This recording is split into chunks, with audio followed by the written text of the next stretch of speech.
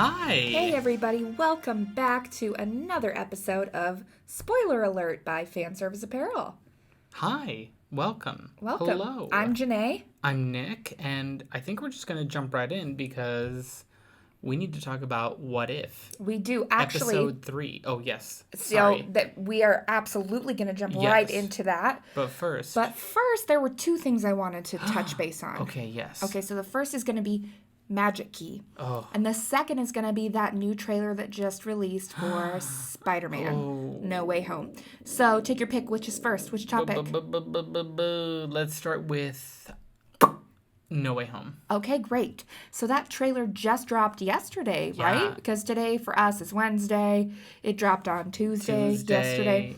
And how exciting. I mean, that felt like a very long trailer. Like, that gave us a lot. It did. You know, I'm gonna be that, like, nerd touching his glasses going, well, actually, I really don't like when trailers give away the whole movie. Oh, sure, of course. And I feel like I got, which I understand at its basic concept that a movie trailer is supposed to give you enough to get you to pay for the ticket to go see it. Like, right. I understand the vehicle that it is. Yeah. But I, as somebody who really appreciates story, I don't like that I essentially got the first 2 acts. Yeah, I get what you mean. In that movie, I got... Or so it seems. I mean, we could be wrong. Yes, we could be wrong, but you know what movie really did it well? And there's going to be others that people will say. But what's that? The two movies, geez Louise. The one movie that I know did it very well was Cloverfield. Oh, yeah, I remember that Cloverfield trailer. Told you nothing about that movie. And then but it enticed you. Remember there was maybe you didn't do this. There was like a secret website. I didn't do that. Yeah, if you watch the trailer, one of the people in the party scene of that trailer is wearing a shirt of a Japanese beverage company, which if you Googled it, took you to a fake website for that company. What? That was a subsidiary of a offshore drilling company, which I believe kind of the Cloverfield monster, came down from a meteor, landed in the ocean, and then a deep sea drilling company kind of awakened it. Well, that's crazy. And that was like the through line from... That's just artistry right there. From, it was J.J. Abrams. It was this through line from a shirt of this guy in this trailer that people would pause and the very emerging space of recap, I'll say recap culture of just watching something and then talking about it elsewhere. Like what we're doing right now. Exactly. People were like, what is that brand? I don't know that brand. Let me Google it. Oh, there's a website. Let me look at that website. I loved that. And I loved that you went into that movie knowing absolutely nothing about what was going to happen. And it's tough because I understand why they didn't do that. This is the part in a financial podcast where you're like, this is a disclaimer, I own stock of Disney. It's like on Snacks Daily where they're if you listen to the end, they have to give a disclaimer of what stocks they own. Sure, that much I got, but I don't know where you're going with this. Oh, sorry. In my mind, I have the next 10 steps worked out.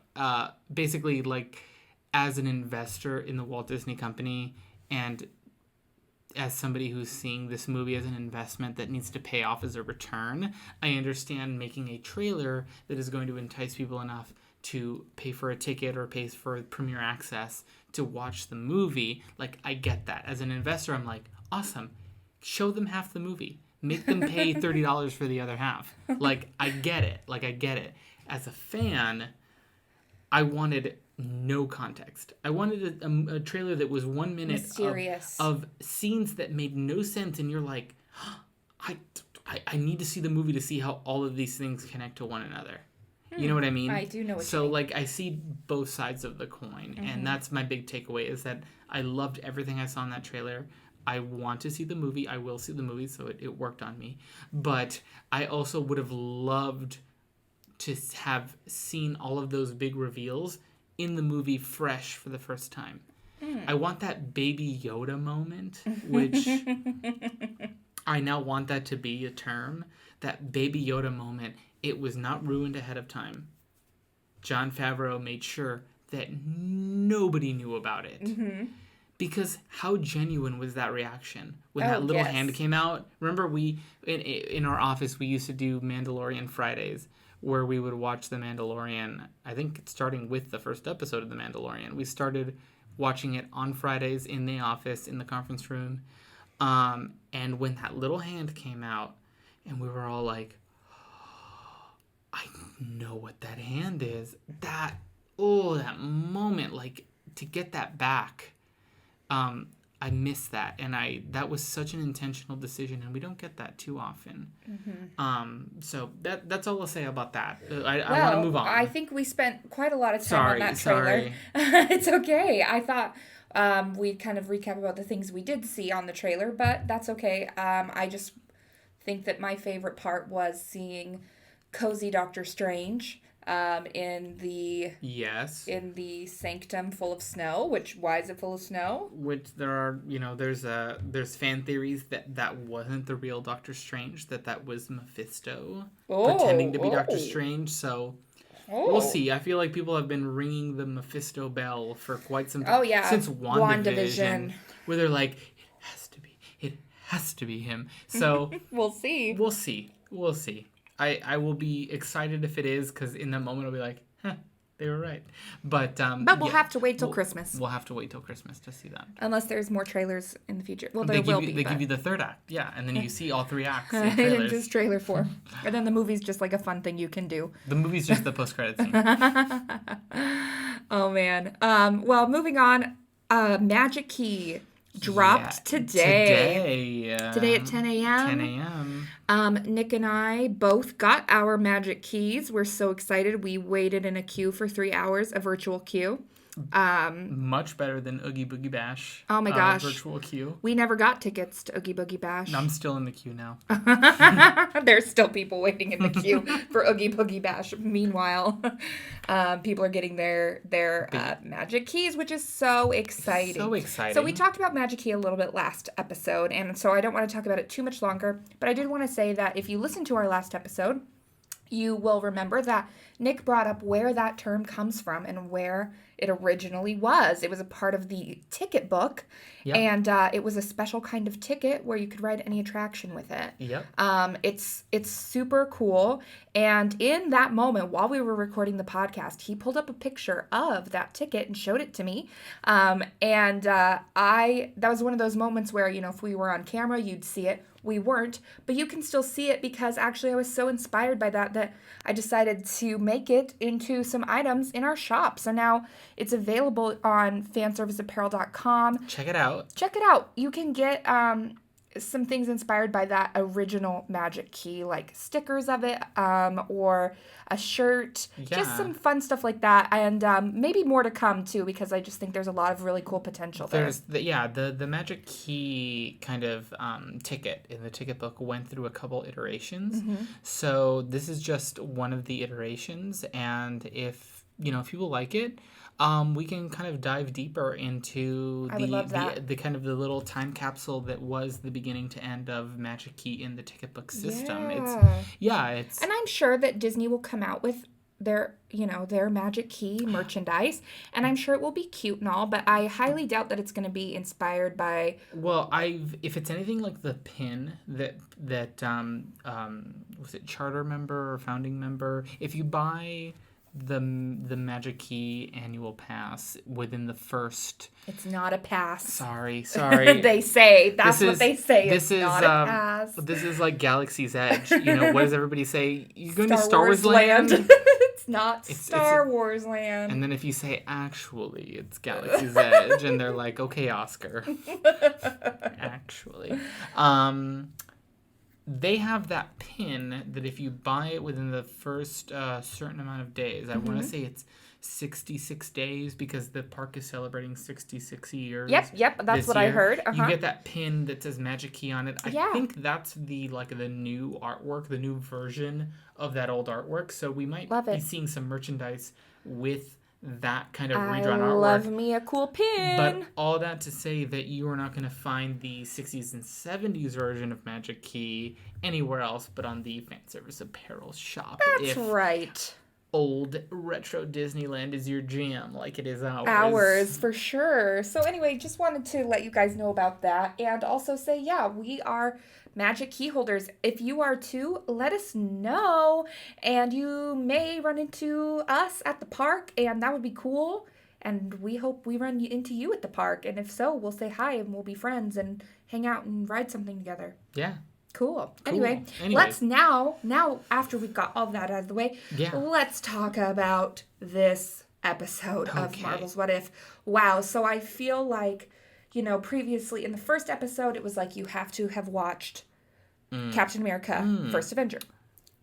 Second episode, you would have had to have watched Guardians of the Galaxy. And I guess 1 and 2. Yeah, and maybe Black Panther as well. Maybe Civil War. Yeah. Maybe. Now this one, some serious direct callbacks to several movies.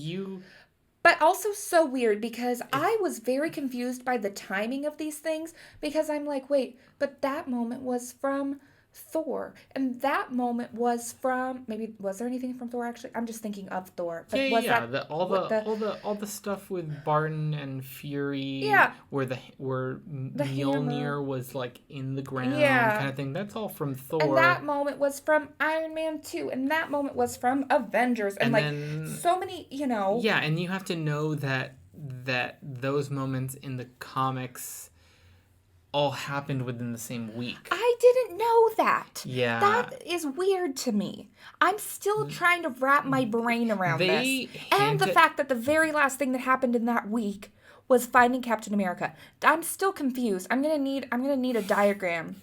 I'm confused how this happens because these were all very separate events in my mind after watching the movies. But when you go back with that kind of knowledge, you're gonna see little hints.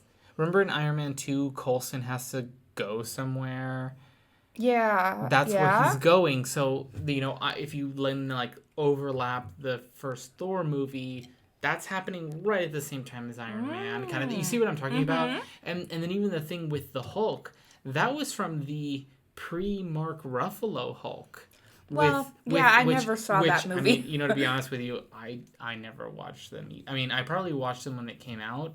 But you don't remember anymore. That guy that played the Hulk, pre-Mark Ruffalo. Who is he even? Oh my gosh! You know what this is I'm just kidding. I feel bad. He's an actor. He's an actor. Person. I only know him from the remake of The Italian Job with Mark Wahlberg and Charlize Theron. He's the bad guy in that movie. That's the only thing I know him from. And the Hulk, sort of. And the Hulk. Variant Hulk. Yeah, variant Hulk. But when those scenes were happening, I just kept going, I'm sure this is part of that, right? This is part of a Hulk movie I haven't seen. Yeah. But you know what? I just thought it was really cool that all these moments were threaded together in kind of like a Fury and Natasha kind of now, and forth. Did you think Hank Pym was going to be the... No. Okay, so here's what I got. Here's where I was like maybe trying to figure it out. When she was in the lab and was working with that lady from Hulk that I don't know her name. Yeah. And she was like, nanotechnology. And I was like a nanoparticle? And then I was like, wait, but I know Ant-Man is going to be in a future episode. And because we saw it in the trailer, I think, and we see we see a split second of Scott Lang's head in a jar, Futurama style. So knowing this, I was like, okay, that doesn't seem to fit within what's happening here. So maybe that was me, But I was onto something because it ended up being Hank Pym, which is crazy. but so cool. I thought that was really neat. I thought it was really interesting. And I was just like, I don't know. That was exciting. It was crazy to see him as the Yellow Jacket, like His that version suit. of the His Yellow version Jacket. of Yellow Jacket. And kind of like a, crazy old guy kind of vibes. And I am proud to say that I caught on to the Loki thing, the Loki as Fury, before it was revealed. When you first saw him punching, and then at first I was like, wait, what the heck? Fury doesn't have powers. Like, he can't, like, how is he hitting him? How is he doing this? And I was like, what the heck? And then it kind of zooms out and you see him sort of like zapping around. And I was like, oh, that's not Fury. Oh, that's Loki. And then it was multiplying, and I was like, yeah, this is totally Loki, because we've seen him do that before. See, I thought that it might be Armin Zola. Really? Well, because you remember there was remember in the you did say that when we were watching it. You were like, is this Hydra maybe? In the Winter Soldier, when Steve finds the computer pulling all the strings and doing all the things. At the beginning, Fury was like, somebody switched out your that antidote or whatever they had given to Tony. I thought to myself, oh, this is like that program, pulling strings. Yeah. But I was genuinely surprised. I mean, as I'm sure they were intending to, very surprised that it was Hank Pym. Yes. That was a great reveal. That was a really great reveal. I really think there were so many awesome moments in this episode. Just true, like, have to be a real fan, have to have watched all these movies to follow and appreciate all these little tidbits. How funny was Coulson smelling I was just going to say, Coulson, I mean, I love Coulson. When he dies in the films, I would just heartbroken. You know, in Agents of S.H.I.E.L.D., the show, he comes back? Oh, good. Because they give him a transfusion of Kree blood. Oh, interesting. Yeah. See, I didn't watch the show, so I didn't know that. But that's good, because I love Coulson. He's so sweet, and I especially loved him in this episode. And I love that he was like, just fawning over Thor. But he was still true. He was still true to Steve, because his password was #Steve, I heart Steve 0704. Which just cracks me up. And when that happened, I turned to Jené and I said, I need that in a shirt. I need to wear that. That can be arranged. That can certainly be arranged. Yeah, I think me too, though, honestly. Maybe a sticker, too. That'd be a good sticker. Yeah, that would be... Oh, I love that. But, I mean, Coulson and... the callback to him talking to Steve Rogers when he was like, I was there when you were sleeping. Oh yeah, from the movie. Yeah, which was kind of like, even as a rotting corpse, he smells like lavender. It's the same. He's just a little fan. He's just a little fan. Yeah, I love it. It was good. So good. It was good. Are we going to talk about, because I thought you were going to bring it up at the beginning of the episode, are we going to talk about Jené and Jené Plus and some of the stuff that's been going on with that, or are we steering clear of that iceberg? We talked about that last time. Well, we did, but I feel like there's been some developments. No? I didn't know. Oh. You better inform me. Well, okay. So,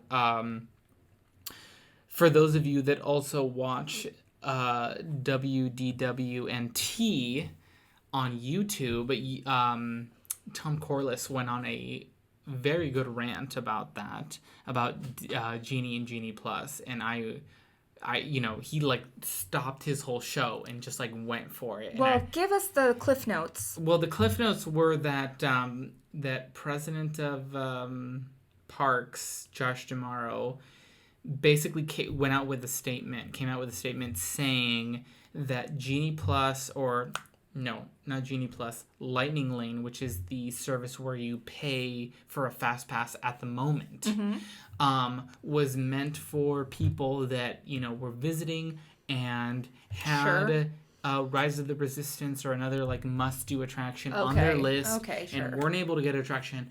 Weren't able to get a virtual queue return time kind of thing. and had it on their must-have, and this is a way that they could do it.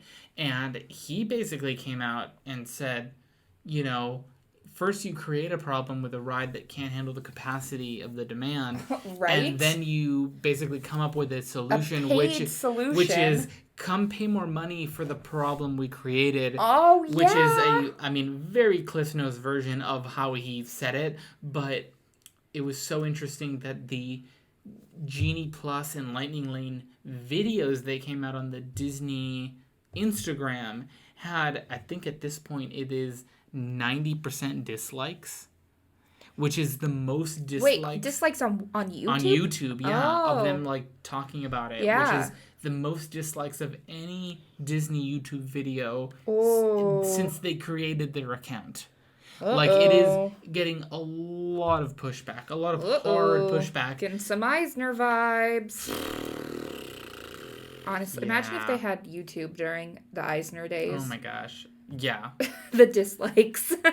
I mean, I feel like we would have been hearing about a lot of stuff. I mean, nobody knows about the David Copperfield Walt Disney Imagineering restaurant that they were going to do that ended up getting scrapped. But that, you watch Defunctland has a great video on that, and boy, was that just a mess. Oh, sure. You see stuff about, the beginning of Pleasure Island. Oh, yes. And you go like, oh my God, like, of course.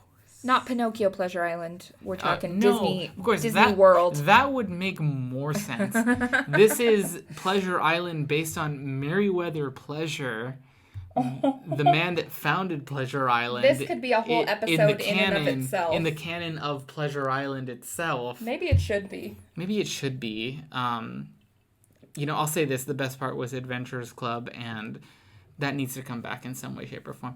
But anyways, yeah, I mean, I guess we touched on it before, but just the overwhelming kind of sentiment has been that this is not going to be something that most APs or even frequent park goers are going to be participating in. I'll ask you this.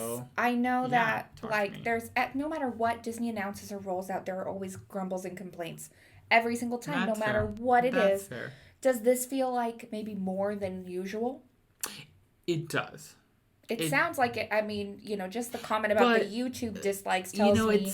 It's tough because do you think there's enough real dislike, to make a difference here? Because typically people grumble, complain, they go on Twitter, they rant, they make videos, they rant, but it still happens. People still buy it. It ends up being a thing, and then nobody cares when the next thing comes out that they get mad about. Is this going to be like that? Or is this going to be something that really people just don't use, and then they end up just, dialing it back, changing their minds? What do you think? So I think that the proof is really going to be in the metaphorical pudding, which is the sales. People can complain all day long, and people complained about Magic Key, but here we are purchasing it on the first day. So much so that the app wasn't working. The app wasn't working. There was a 3 delay queue. I had it open in a separate browser. At work to make sure I made it through. Yeah. But if people don't end up using the service, that's really going to be more of an indicator to them than anybody saying they don't like it. The service is intended to create more revenue. So if people just opt out of it, then it'll go away very quickly. People can complain, but if, tons and tons of people end up paying for it, tough. I'm curious to see it rolls out in the fall. We'll be keeping an eye on it, especially as Magic Key holders going in and seeing at this point, as a Magic Key holder, this doesn't really seem like something that I need to purchase. No, it doesn't. I really don't think so. I know I can come back. I know I can ride whatever I want to ride. And so, he may be right that this really is for those, single day park people who come for, a day or two. Is it a little too complicated for those single day people? They might just say, as it is right now, like sometimes they, these people, they don't read the map and they don't figure out the fast pass system and they just ride what they can and then they leave. So, if that's already the case, it's like nobody was asking for this. Nobody was asking for a more exclusive fast pass system. Yeah. I don't know. We'll see how it goes. As long as they still have boarding groups where you can just join for those in-demand rides. It's easier to set an alarm on my phone and then join the boarding group on the day we're going to go than it is to pay in the moment. But, you might get those people that didn't know, and then in the moment the cast member says, hey, for $10 a person, you could go on this ride within the next hour. So we'll see. I'm very curious to see how this kind of rolls out. Disney had a good time to pause everything with the pandemic and kind of roll things out in the way that they had been wanting to for some time. So it's going to be very interesting to see how that plays out. Absolutely. Boy, was that a tangent. I think we covered everything we wanted to. Yeah, I'm in just the excited. Third episode. I'm excited for the next step. I thought the third episode was great. Just want to say that again. I really liked it. Thought it was deep and fun and good and exciting and like really grown up. Is it weird that it made me more excited for season 2 of Loki?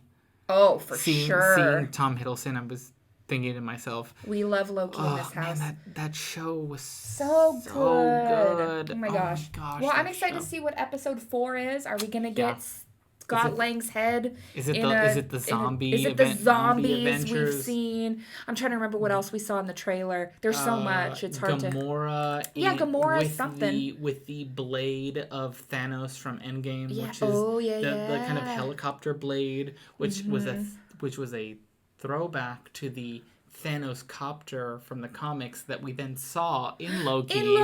Yes. Okay. So that'll be fun. Wow. Well, I'm excited. Whatever it is, we'll be back next week to talk to you about it. And we'd love to hear what you guys think. So please let us know your thoughts on the show, on the podcast, on the merch, whatever you like. You can find us on Instagram. You can follow and please do follow Fan Service Apparel on Instagram. It's just at Fan Service Apparel. Also on Facebook, you can find us. If you want to follow us individually, my Instagram handle is Jené, Jene _ with an accent, and Nick's is at Everybody Goes to Rick's with an R, Rick's. And you can find us on Clubhouse as well. You can, how else can, those are good ways to reach out to us. That's it. That's enough ways. And of course, please find our shop either on Etsy, Fan Service Apparel, or at fanserviceapparel.com. And if you missed the first episode, we want you to go back and take a listen to it because you will find a code in that episode. I was just about to talk about that code. But I'm not going to tell you what it is right now. You got to go find it. You got to find the code. Yep, that's right. Thanks so much for listening, guys. We'll see you next time. Bye.